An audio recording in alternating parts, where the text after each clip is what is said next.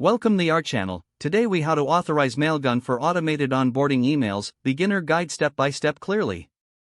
To authorize Mailgun for automated onboarding emails, start by creating a Mailgun account. Visit the Mailgun website and click on the sign up button. Fill in the required information to create your account. Once your account is created, log in to the Mailgun dashboard. In the dashboard, navigate to the Domains section on the left sidebar. Click on Add Domain to add your sending domain. Enter your domain name and choose a sandbox or production option based on your needs. After adding the domain, follow the on-screen instructions to verify it. You will receive several DNS records to add to your domain registrar. Log in to your domain registrar's website. Locate the DNS settings for your domain. Add the provided DNS records, including TXT and MX records. Save the changes once the records are added. Return to the Mailgun dashboard and click on Domain Settings. Check the domain status to ensure it is verified. Next, locate the API key in the Mailgun dashboard under API Keys. Copy the key to your clipboard.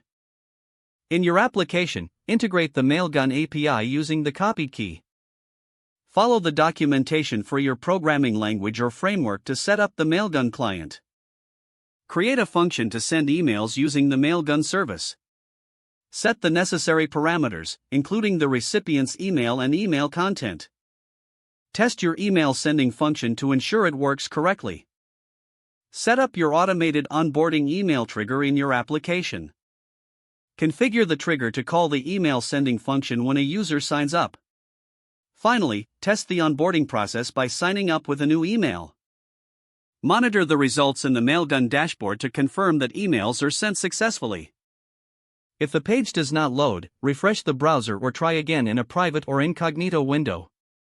Make sure you are using the correct email address, then retype it carefully to avoid small typos. If your password is not accepted, use the reset option and create a new strong password you can remember.